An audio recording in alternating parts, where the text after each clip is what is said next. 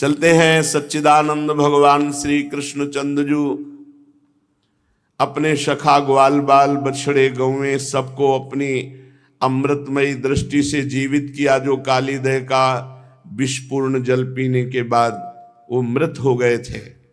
फिर भगवान ने कालीदह को शुद्ध करने की भावना से छलांग लगाई, कूद गए, विशाल बाहुओं से जल को मथने लगे। आंख से सुनने वाले कालिया ने देखा कि कोई निर्भय होकर मेरे कुंड में मेरा अपमान करते हुए जलकेली कर रहा है। तत्काल नागपाश में बांध लिया और बहुत बार भगवान के कोमल श्री अंग में फण से प्रहार किया। विष उगल रहा, लेकिन भगवान तो सच्चिदानंदमय है, वहां इन प्राकृतिक विषों का प्रवेश ही नहीं है। पांच भौतिक शरीर पर विष का प्रहार होगा, चिदानंद पे नहीं। जैसे आत्मा में किसी भी वारुणे, अग्नि, वायवास्त्र, ब्रह्मास्त्र इनका कुछ भी असर नहीं हो सकता आत्म तत्व में, तो जैसा हमारा आत्म तत्व ऐसे ही भगवान श्री कृष्ण के अंग सच्चिदानंद रूप आए तो उस पर सर्प का बंधन या विष कोई प्रभाव नहीं पड़ा। भगवान ने अपने शरीर को मोटा किया, उसकी नस नाड़ियां टूटने लगी, वो छोड़कर दूर खड़ा हुआ। फिर बलपूर्वक भगवान पर प्रहार किया। भगवान थोड़ी देर खेलते रहे, इसके बाद एक थपक मारी, उसके फणों पर चढ़ गए। देवता गंधर्वों ने देखा भगवान नृत्य करना चाहते हैं, अद्भुत वाद्य बजने लगे, भगवान तांडव कर रहे हैं। जो फण नहीं झुकाता उस एड़ी की मार से उसको रौंद देते हैं, खून के फव्वारे निकलने लगे। श्री भगवान के चरणों में ऐसा लगता है वो खून के फव्वारे मानो किसी ने रक्त पुष्पों से श्री भगवान के चरणों की पूजा की हो। रौंद डाला कालिया को भगवान ने। अब जब कालिया ने देखा कि अब तो मेरा मरण निश्चित है, तो उसने भगवान नारायण को पुकारा, हे नारायण, हे अपार करुणा सामर्थ्य प्रभु, हम पर कृपा। और ये पता नहीं कि नारायण ही ऊपर चढ़े हुए हैं। नागपत्नियों ने हाथ जोड़कर भगवान को प्रणाम किया और कहा, प्रभु इसके अपराध को क्षमा कर दीजिए, ये अपराधी तो है ही, यदि अपराधी ना होता तो सर्प योनि ही ना मिलती। नाथ इसने अपराध किया है, आप क्षमा कर दीजिए। हे करुणामय प्रभु, नमो अनंताय सूक्ष्माय कूटस्थाय विपश्चिते नानावादानुरोधाय वाच्यवाचक शक्तये नमः प्रमाण मूलाय कवये शास्त्रयोनये प्रवृत्ताय निवृत्ताय निगमाय नमो नमः। नमः कृष्णाय रामाय वसुदेव सुताय च प्रद्युम्नाया निरुद्धाय शाश्वतां पतये नमः। नमो गुण प्रदीपाय गुणात्मच्छादनाय च गुणवृत्त्युपलक्ष्याय गुणदृष्टे स्वसंविदे। हे प्रभु, प्रत्यक्ष अनुमान आदि जितने भी प्रमाण हैं उनको प्रमाणित करने वाले तो आप हैं, आपको कौन प्रमाणित करे। जैसे कल एक विज्ञान के छात्र साइंस के, उन्होंने कहा कि यद्यपि हम भाव रखते हैं थोड़ा, पर हमारी विज्ञान की कसौटी प्रमाण मांगते हैं, अगर उस पे प्रमाण में न टिके तो मानती नहीं। तो आप प्रमाण दे सकते हैं कि भगवान है। और यहां क्या कह रहे, प्रत्यक्ष अनुमान आदि जितने भी प्रमाण हैं सबके प्रमाण तो आप हैं, आपका प्रमाण कौन दे सकता है। फिर भी कैसे हम माने कि भगवान है। उनको तो उत्तर जो भगवान ने उस समय प्रेरित किया दिया। जैसे देखो, सब लोग मानते हो आप हो, आप हैं। सच्चाई से बताओ, इस ढांचे को तुम मानते हो अपना स्वरूप, इसको मैं मानते हो, इसको अपना सब कुछ मानते हो, मैं, पर जब अंदर वाला निकल जाता है तो इसको क्यों नहीं मानते हो? फिर इसको जला क्यों देते हो? अंदर वाले से परिचय नहीं था, बाहर वाले का परिचय, बाहर वाले को नष्ट क्यों कर देते हो? बोले वो चला गया। कौन चला गया? तुम हो, पर दिखाई नहीं देते। आज तक कोई यंत्र नहीं बना, इतने बड़े वैज्ञानिक विश्व में कोई नहीं जो मन और बुद्धि का एक्सरा कर सके। ये तो सूक्ष्म शरीर है, फिर कारण शरीर है जो तीनों शरीरों को प्रकाशित करता है, वो तुम हो। तुमने अपने आप को नहीं देखा, भगवान को क्या जान जाओगे? तुम भगवान के अंश हो, अपने आप को देखा है? फिर भी आप मानते हो है और अपने प्रभु को नहीं मानते हो कि है। चलो, दूध में घी है, बनाओ पूड़ी, नहीं बनेगी। और है, प्रक्रिया है उसकी, प्रक्रिया करो, घी निकल आएगा। मेहंदी में लालिमा है, पूरे वृक्ष में दिखाओ एक बूंद भी लालिमा, प्रक्रिया है, प्रक्रिया से करो, फिर हाथ में दिखाई देगा लालिमा है। ऐसे परमात्मा है, साधना करो, आपको अनुभव में आ जाएगा।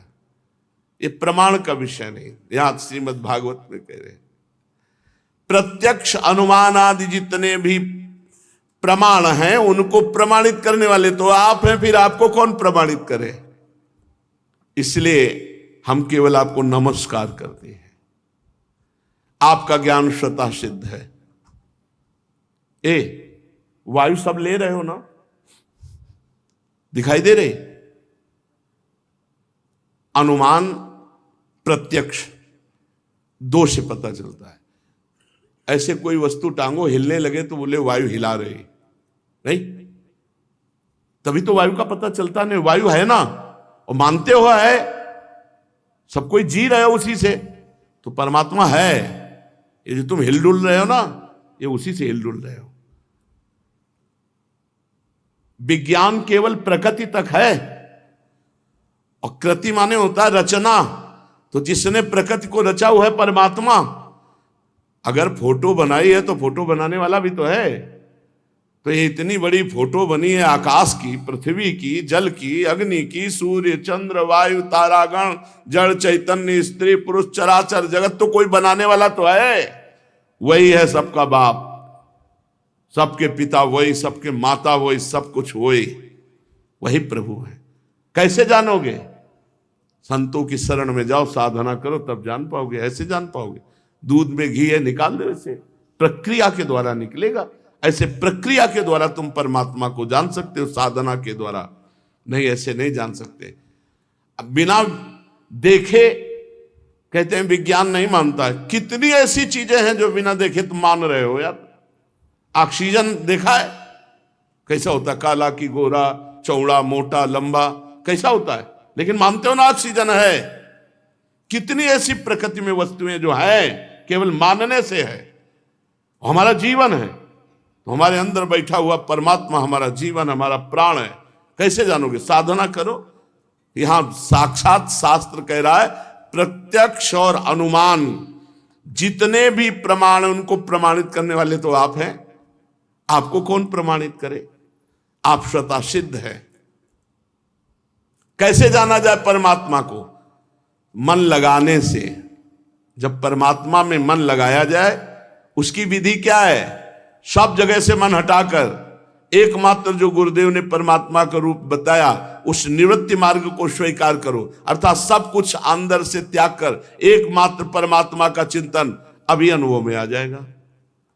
हे शुद्ध सत्वमय वसुदेव के पुत्र वासुदेव, शंकरषण, प्रद्युम्न और अनिरुद्ध, ये चतुर्व्यूह के रूप में आप भक्तों को सुख देने के लिए प्रकट हुए। हे श्री कृष्ण, हम आपको नमस्कार करते हैं। आप अंतःकरण और उसकी वृत्तियों के पकड़ में आने वाले नहीं हैं, सूक्ष्म शरीर के द्वारा भी, क्योंकि उसके प्रकाशक हैं। अंतःकरण के प्रकाशक हैं, अंतःकरण आपको नहीं जान सकता। कुछ जब अंतःकरण पवित्र होता है तो संकेत मिलने लगता है ईश्वर का। आप अंतःकरण के साक्षी हैं, हम आपको नमस्कार करते हैं। ये मूल प्रकृति से प्रकट त्रिगुणात्मिका प्रकृति है। आप मूल प्रकृति में विहार करते हैं। ये स्थूल सूक्ष्म ये कारण जगत आपसे ही सिद्ध है, इसलिए इनके द्वारा परमात्मा को नहीं जाना जा सकता। अविनाशी मम स्वरूप से उसी अविनाशी को जाना जा सकता है। अपने आप से अपने आप को जाना जा सकता है। बड़ा विशुद्ध मार्ग है, इसमें बहुत अंतःकरण की पवित्रता चाहिए। संपूर्ण विश्व प्रपंच के निषेध के बाद जो बचता है वो आपका स्वरूप है। हे विश्व के आदिदेव साक्षी, अज्ञान के द्वारा सत्य की भ्रांति हो गई, इसलिए स्वरूप का ज्ञान किसी को नहीं हो रहा, इसीलिए आपका साक्षात्कार नहीं हो रहा। कौन बैठा है अपने स्वरूप में? देह में ही तो ये सब बैठे हैं, देह के ही विकार भाव। यद्यपि प्रभु आप में कर्तापन न होने के कारण कोई भी कर्म आपको बांध नहीं सकता, क्योंकि आप निष्क्रिय हैं। तथापि अनादि काल शक्ति को स्वीकार करके प्रकृति के गुणों द्वारा आप इस विश्व की उत्पत्ति स्थिति और प्रलय की लीला करते हैं। आपकी लीला अमोघ है, आप सत्य संकल्प है, इसीलिए जीवों के संस्कार रूप छिपे हुए स्वभावों को आप अपनी दृष्टि से जागृत कर देते हैं। त्रिलोकी में 3 प्रकार के प्राणी हैं, सतोगुण प्रधान शांत, रजोगुण प्रधान अशांत और तमोगुण प्रधान मूढ़। वे सब की सब आपकी लीला मूर्तियां हैं। फिर भी सत्वगुण प्रधान शांत जन ही आपको विशेष प्रिय हैं। आपका अवतार लीलाएं इस साधु जनों की रक्षा और धर्म की रक्षा एवं विस्तार के लिए है। प्रभु, एक बार तो अपराध सह लेना चाहिए अपने सेवक का। ये नाग मूढ़ है, आपको पहचानता नहीं, इसलिए आप इसे क्षमा कर दीजिए। भगवान अब कृपा कर दीजिए, नहीं ये कालिया मरने ही वाला है, मर जाएगा ये। साधु पुरुष सदा से हम अबलाओं पर दया करते आए, अतः ये दया कीजिए कि हमारे प्राण स्वरूप पतिदेव को आप हमें दे दीजिए। हम आपकी दासी हैं, हमें आप आज्ञा दीजिए, आपकी क्या सेवा करें। जो श्रद्धा से आपकी आज्ञा का पालन करता है वो सब प्रकार के भयों से मुक्त हो जाता है। परीक्षित, ऐसे भगवान की स्तुति नाग पत्नियों ने की। भगवान के श्री चरणों की ठोकरों से काली नाग के फण छिन्न भिन्न हो गए थे, बेसुध हो गया था। जब नाग पत्नियों ने स्तुति की तो भगवान ने छोड़ दिया। अब काले नाग को धीरे धीरे फिर सामर्थ्य आई, चेतना आई, बड़ी कठिनता से श्वास लिया और आंख खोल कर देखा। अब उसको लग रहा है ये तो साक्षात भगवान है। बड़ी दीनता से हाथ जोड़ करके बोला। देखो, ये बात सत्य है जो कालिया बोल रहा है। इसी का परिवर्तन भजन से किया जाता है। कालिया ने कहा कि नाराज मत होना महाराज, हम जन्म से ही दुष्ट और तमोगुणी स्वभाव के होते हैं, और जो हमसे बैर करे तो बहुत वर्षों तक हम अपने स्वभाव में उस वैर को याद रखते हैं और फिर बदला जरूर लेते हैं। वर्षों, कई वर्ष तक आपकी आकृति उसके दिमाग में रहेगी और जब फंसोगे तब वो बदला ले लेगा।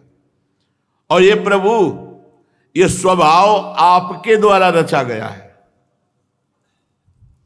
इसी को बदलना है। याजु परे मोहि सहज स्वभाव, श्री हरिवंश नाम रस जाओ। हर समय हमारा अगर भगवत चिंतन चला तो मायाकृत स्वभाव बदल जाएगा।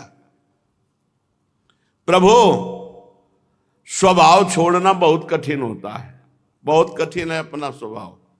जो स्वभाव बना है वो कारण देह है, इसी का परिवर्तन हो जाए तो मानो भजन का प्रभाव हो गया। वीर बल योनि बीज चित्र आकृतियों का निर्माण, ये सब स्वभाव के अनुसार ही होता है। प्रभु, सृष्टि में हम जितने सर्प हैं ये जन्म से ही बड़े क्रोधी स्वभाव के होते हैं। स्वामी, हम सब आपकी माया के चक्र में मोहित हो रहे हैं, फिर अपने प्रयत्न से इस दुस्तेज माया का त्याग कैसे करें? आप सर्वज्ञ संपूर्ण जगत के स्वामी हैं, आप हमारे स्वभाव के भी स्वामी हैं, माया के भी स्वामी हैं। अब मैं जान गया आप कौन हो। प्रभु आप चाहे क्षमा करो या दंड दो, दोनों में मुझे कृपा दिखाई देती है। काली नाग की बात सुनकर लीला मनुष्य भगवान श्री कृष्ण ने कहा, कालिया अब तुझे यहां वृंदावन में नहीं रहना है, ये हमारी लीला भूमि है, तेरे रहने से सब जल दूषित हो रहा है। तो अपनी पत्नी पुत्र परिवार सबको ले और यहां से चला जा। गौएं और मनुष्य यमुना जल का उपभोग करें। तेरी और मेरी इस बात को जो सुनेगा उसे कभी सर्पों से भय नहीं रहेगा। कालिया का मर्दन और काली नाग की बात और भगवान की बात जो सुनेगा उसे सर्पों से कोई भय नहीं रहेगा, ये भगवान आदेश करते हैं। मैंने इस काली दह में हृदय में कीड़ा की है, इसलिए जो काली दह में स्नान करेगा, पित्त तर्पण करेगा, उपवास करेगा, और सारे पापों से मुक्त हो जाएगा। अब यमुना जी छोड़कर इधर हो गई, ये नहीं पहले यहीं से यमुना जी प्रवाहित थी। मैं जानता हूं कि तू गरुण जी के भय से रमणक द्वीप छोड़कर यहां बसा, क्योंकि गरुण जी आ नहीं सकते, सौभरी जी का साप है। अब जा, तेरे शरीर में मेरे चरण चिन्ह अंकित हो गए, इसलिए गरुण भगवान से तुझे कोई अब भय नहीं रहा। भगवान श्री कृष्ण की एक एक लीला अद्भुत है। ऐसी आज्ञा पाकर काली नाग और उसकी पत्नियां बड़े आनंद से भगवान का पूजन किया। दिव्य वस्त्र, पुष्प, माला, मणि, बहुमूल्य आभूषण, दिव्य गंध, चंदन, उत्तम कमलों की माला से जगत के स्वामी गरुणध्वज भगवान श्री कृष्ण का पूजन काली नाग ने किया। इसके बाद बड़े प्रेम और आनंद से भगवान की परिक्रमा की, फिर साष्टांग भगवान की दंडवत की, फिर अनुमति ली। अपनी पत्नियों, पुत्रों, बंधु बांधवों के साथ काली नाग रमणक द्वीप की, जो समुद्र में सर्पों के रहने का एक स्थान है, यात्रा की। लीला मनुष्य भगवान श्री कृष्ण की कृपा से वो जल विषहीन ही नहीं, अमृत के समान प्रभावशाली बन गया। और ऐसा जल था कि पी लेने पर गाय बछड़े सखा सब पधार गए थे। राजा परीक्षित ने पूछा, भगवान काली नाग ने नागों के निवास स्थान रमणक द्वीप को क्यों छोड़ा, और उसने कौन सा ऐसा अपराध किया जो गरुण जी से भय उसको हो गया। श्री सुखदेव जी ने कहा, परीक्षित, पूर्व काल में गरुण जी जिस सर्प को चाहते, सर्पहार है, भला चाहे 1000 फण वाला हो, चाहे सैकड़ों फण वाला हो, गरुण जी के पंजे से और चोंच के प्रहार से छिन्न भिन्न हो जाता। फिर ये नियम लिया गया कि प्रत्येक मास में एक महान बलवान सर्प तुम्हें भोजन के लिए दिया जाएगा। 1 महीने में एक बार आप आक्रमण करके सर्पों का विनाश ना कीजिए। ऐसा ब्रह्मा जी से पास हो गया था। अमावस्या के दिन महीने में एक बार महात्मा गरुण को बलवान सर्प भेंट दिया जाता था और उसे खा लेते थे। सर्पों में कद्रु का पुत्र काली नाग था, बड़ा घमंडी मतवाला स्वभाव।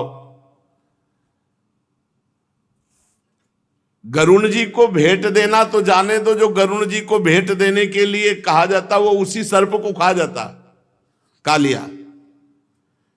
भगवान के प्यारे पार्षद शक्तिशाली महाबली गरुण जी को जब ये पता चला तो कालिया को मार डालने के विचार से उस पर आक्रमण किया। काली नाग ने जब देखा गरुण बड़े वेग से मुझ पर आक्रमण कर रहे हैं, तो सैकड़ों फण फैला करके डसने के लिए गरुण जी पर टूट पड़ा। अब गरुण जी की पंखों की मार, चोंच की मार, पंजों की मार, तारक्ष नंदन गरुण जी भगवान श्री हरि के वाहन है, उनका वेग और पराक्रम अतुलनीय है। गरुण जी ने देखा है नाग बड़ा ढिठाई और घमंडी है, तो उन्होंने झटक करके पंखे से प्रहार किया घायल हो गया। और उसको पता था कि सौवरी जी ने साप दिया है, इस क्षेत्र में गरुड़ जी प्रवेश नहीं करते, इसलिए भाग कर आया और काली दह में छुप गया। तब से अभी तक छुपा हुआ था।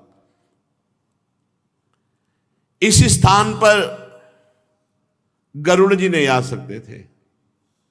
देखो, बड़ों से अगर कोई गलती भी हो जाए तो उनको दंड नहीं देना चाहिए, नम्र ही रहना चाहिए।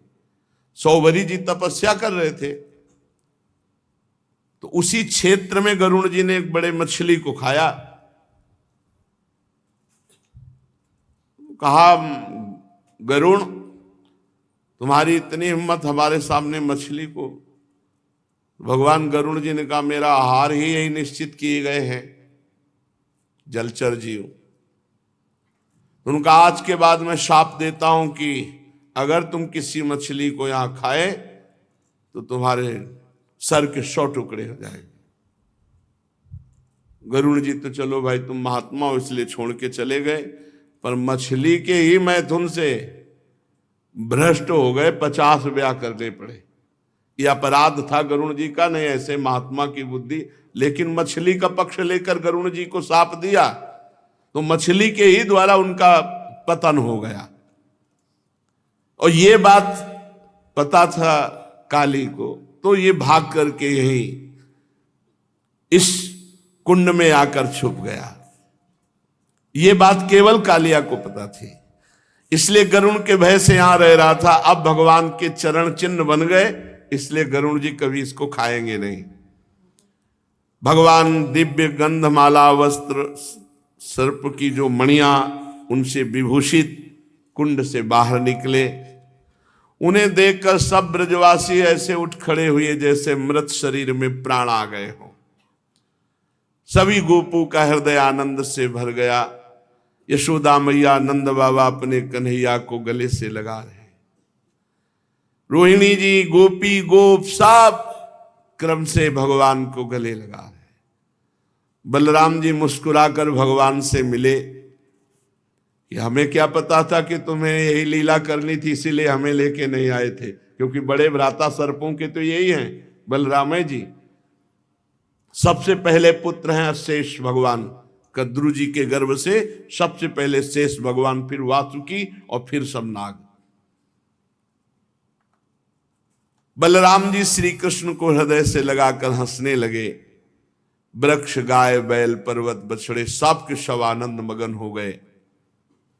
गोपों के कुल गुरु ब्राह्मणों ने अपनी पत्नियों के साथ नंद बाबा के पास आकर कहा, नंद जी, तुम्हारे बालक को कालिया नाग ने पकड़ लिया था, छूट कर आया है, दक्षिणा दो, दान पुण्य करो, निछावर करो।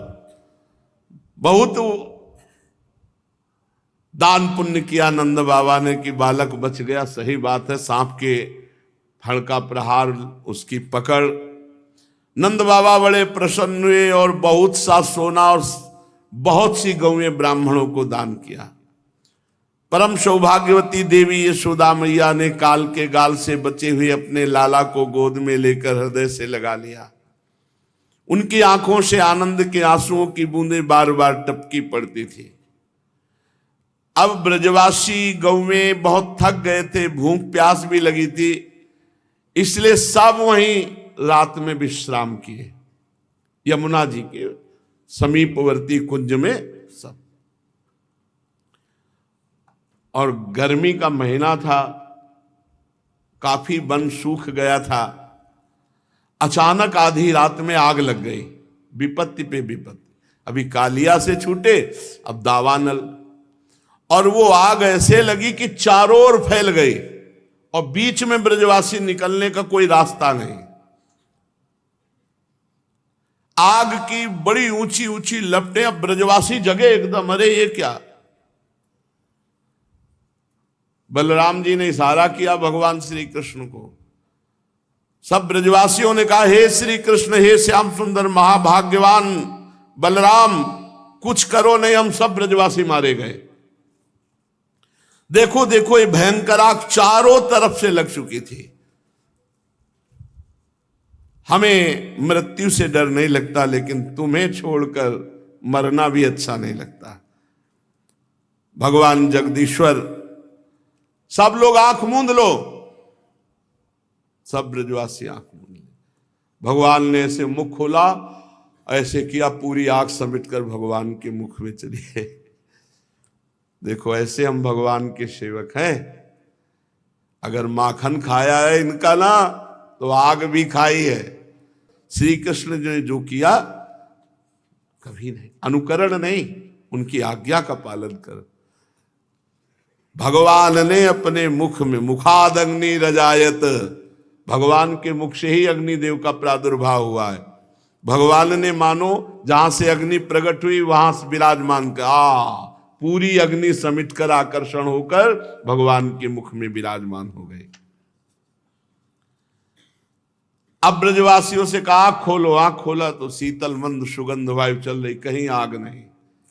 ऐसे चमत्कारिक हैं हमारे प्रभु। बहुत आनंद का विषय है, यदि सच्चाई से चलो तो प्रभु से अपनापन हो जाए।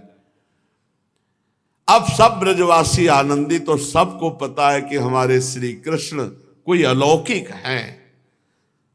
सब श्री कृष्ण के श्रीमुख का दर्शन, उनकी कीर्ति का गान करते हुए अब भगवान गोष्ठ में प्रवेश किए। योग माया से ग्वाल बाल का वेश बनाकर श्री कृष्ण और बलराम ब्रज में क्रीड़ा कर रहे हैं। गर्मियों की ऋतु थी, ये शरीरधारियों को प्रायः कम प्रिय रहती, बहुत गर्मी, पसीना सब। परंतु वृंदावन के स्वाभाविक गुणों से यहां दिव्य बसंत की छटा रहती, इसलिए गर्मी भी समझ में नहीं आती। अब तो समझ में आने लगी है, क्योंकि लताएं सब राधे राधे, ईंट पत्थर और एसी, अंदर ठंडा तो बाहर गर्मी फेंक रही, तो बहुत गर्मी। वृंदावन में स्वाभाविक बसंत की छटा रहती है। वृंदावन में परम मधुर भगवान श्याम सुंदर श्री कृष्ण और बलराम जी निवास जो करते थे, शीतल मंद सुगंध वायु चलती, झींगुरों की तीखी झनकार, झरनों के मधुर झर झर झर, झरनों से सदा सर्वदा बहुत ठंडी जल की फुहियां यमुना जी के जल से लेकर पूरे वृंदावन में हरियाली छाई रहती। जिधर देखो हरी हरी दूब से पृथ्वी हरी हरी हो रही। नदी, सरोवर, झरने की लहरों का स्पर्श करके जो वायु चलती थी, उसमें लाल, पीले, नीले, तुरंत के खिले हुए कल्हार, उत्पल आदि अनेकों प्रकार के कमलों का पराग मिला होता। शीतल मंद सुगंध वायु के कारण वृंदावन वासियों को गर्मी का क्लेश नहीं सहना पड़ता। ना दावाग्नि का ताप लगता था, ना सूर्य के घाम का। नदियों में अगाध जल भरा हुआ था, बड़ी बड़ी लहरें उनके तटों को चूम जाया करती थी, उनके पुलिनों से टकराती हुई स्वच्छ बनाती, उनके कारण आसपास की भूमि गीली बनी रहती। सूर्य की अत्यंत उग्र तथा तीखी किरणें भी वहां की पृथ्वी और हरी हरी घास को नहीं सुखा सकती थी। चारों ओर हरियाली थी। वृंदावन में वृक्षों की पात फूलों से लद रही थी। जहां देखिए वहीं सुंदरता फूटी पड़ी। कहीं रंग बिरंगे पक्षी चहक रहे, कहीं तरह तरह के हिरन चौकड़ी भर रहे, कहीं मोर कूक रहे, कहीं भौरे गुंजार कर रहे, कहीं कोयले कुहक रही, तो कहीं सारस अलग ही अपना आलाप छेड़े हुए हैं।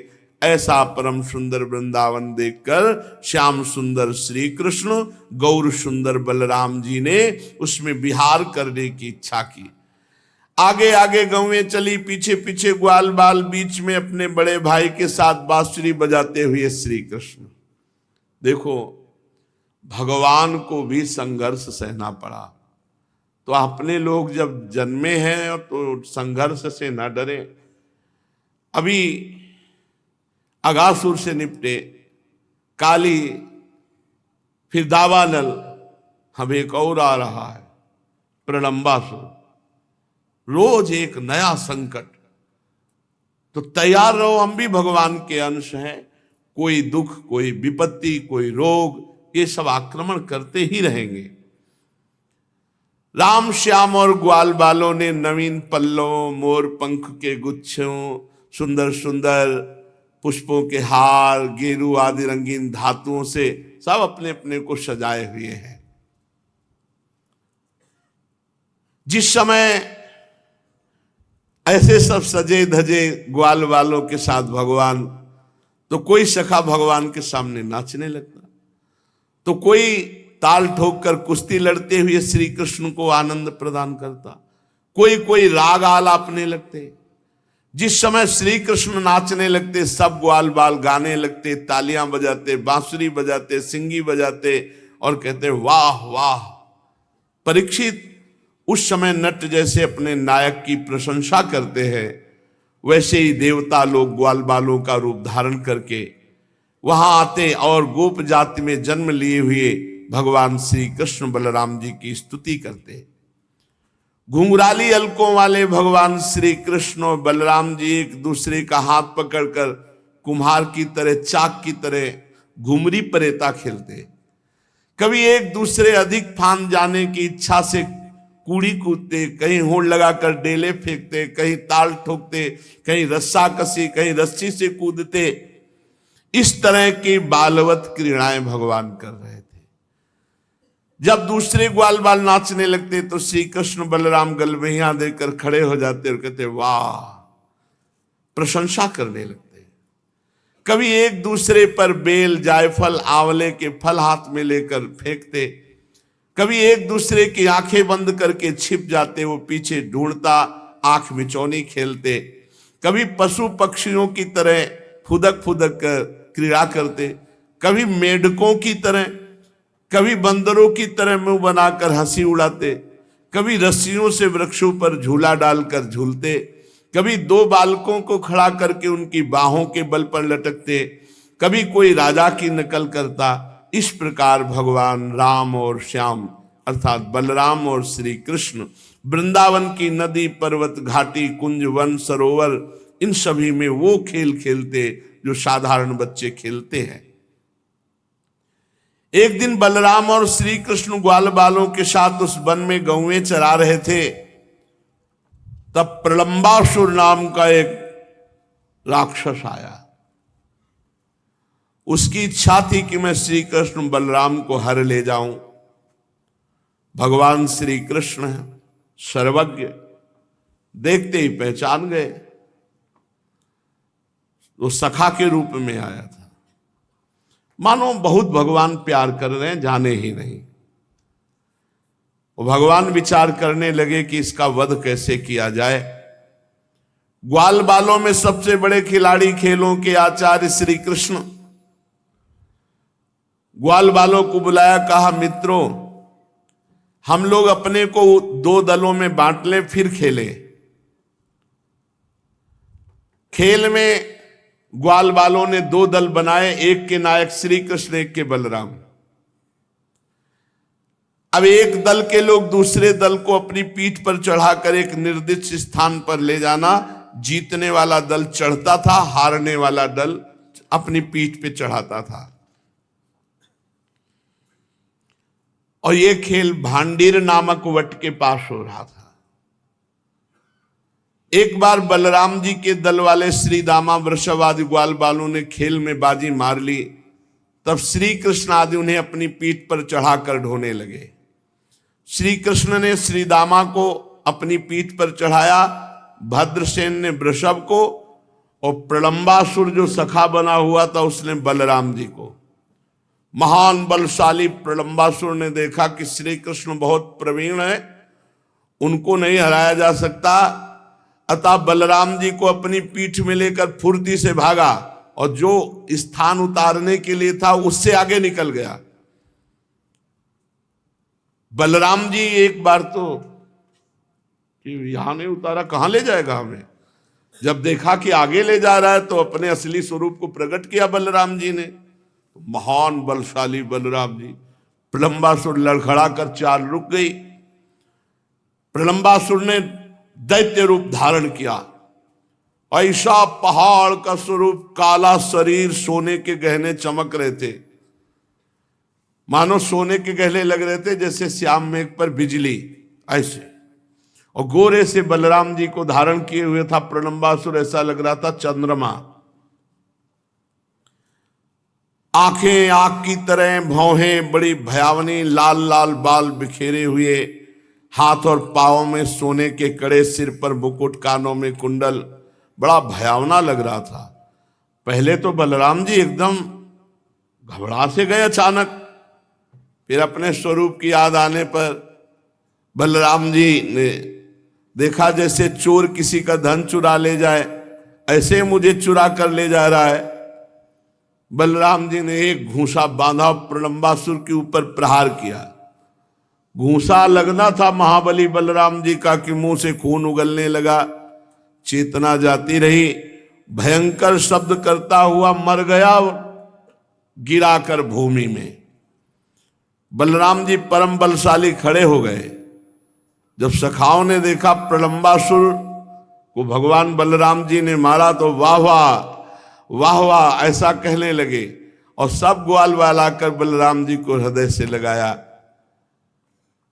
सबने ऐसा अनुभव किया कि मानो बलराम जी अगर ना होते, कोई सखा होता तो ये मारी डालता।